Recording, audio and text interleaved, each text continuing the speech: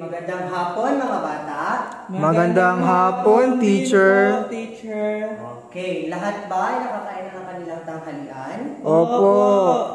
Okay, mabuti. Ngayon, bago tayo magsimula sa ating talakayan, ano muna ang ating mga tuntunin sa loob ng ating klase? Huwag mag-ingay, teacher. Okay, huwag mag-ingay. Ano pa? Makinig sa guro. Makinig. Kanino makinig? Sa'yo po, teacher. Sa akin. Because ako ang inyong teacher. Very good. Ngayon, nais ko muna kayong tumayo. Okay? Iwagay-way ang ating kamay sa harap, sa gilid, taas, baba. Okay. Maayon na kayong umupo. Handa na ba kayong matuto ngayon? Opo. Okay, magaling.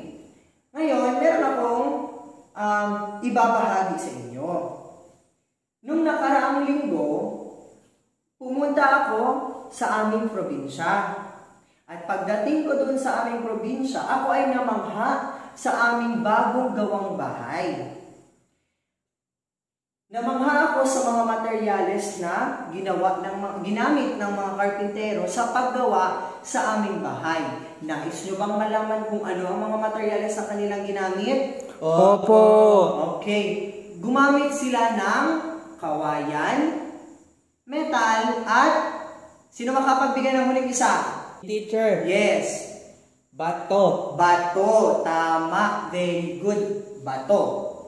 Ngayon, may ipapakita akong mga larawan na kung saan ipinakita na ginamit nila ang mga materyales na iyan.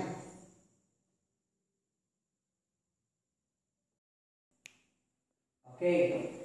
Ano ang nakikita nyo sa unang larawan? Bahay. Bahay kubo, teacher. Okay, ito ay isang bahay kubo. Ano sa tingin nyo ang mga materyales na ginamit ng mga karpintero sa paggawa ng bahay kubo na iyan? Kawayan. Kawayan, tama. Nipa. Nipa, tama. Kahoy. Kahoy, tama. Magaling.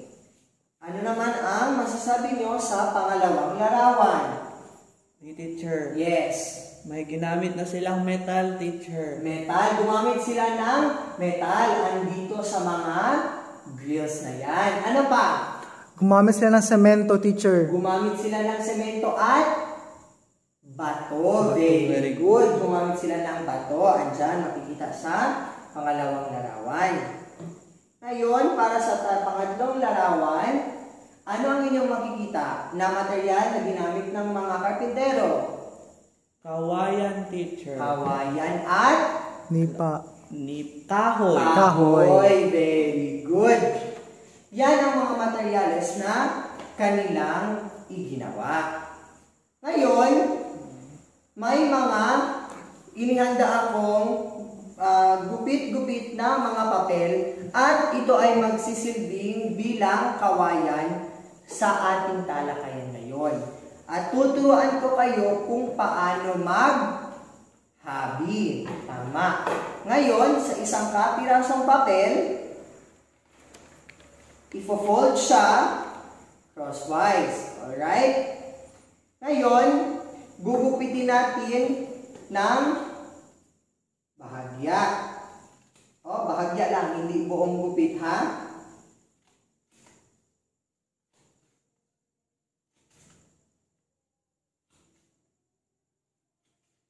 Alright. Ngayon, may mga gupit-gupit na tayong ganito. Ngayon, kukuha tayo. Kunyari, ito ay mga kawayan. Malinaw ba? Opo. Okay.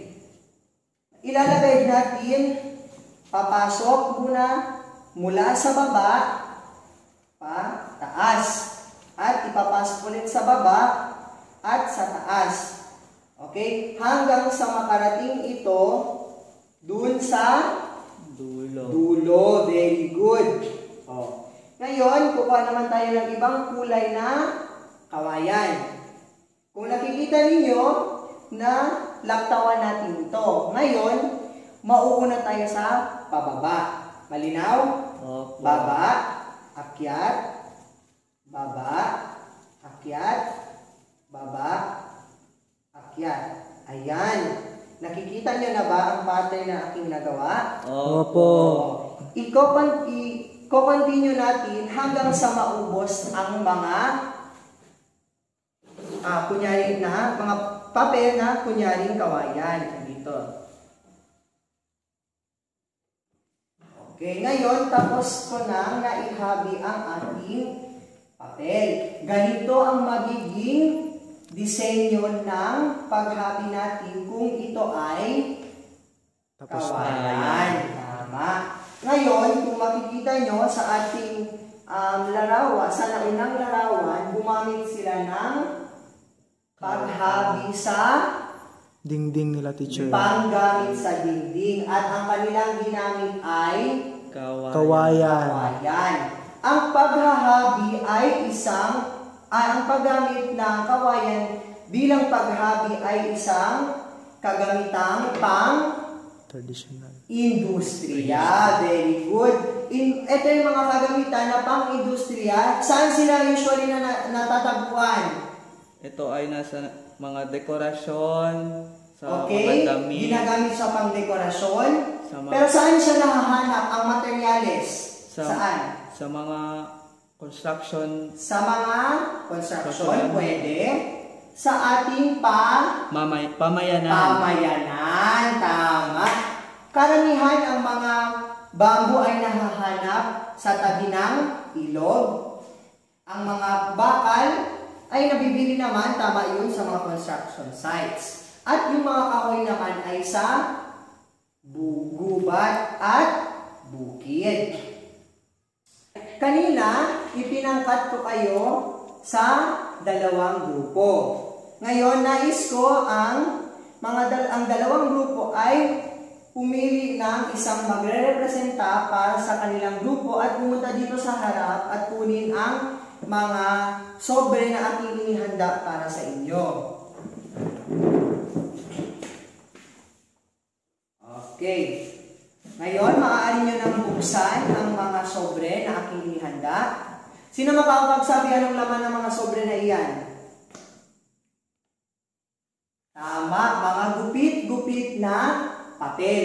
Kayo ngayon ay gagawa ng Hahabi. Okay.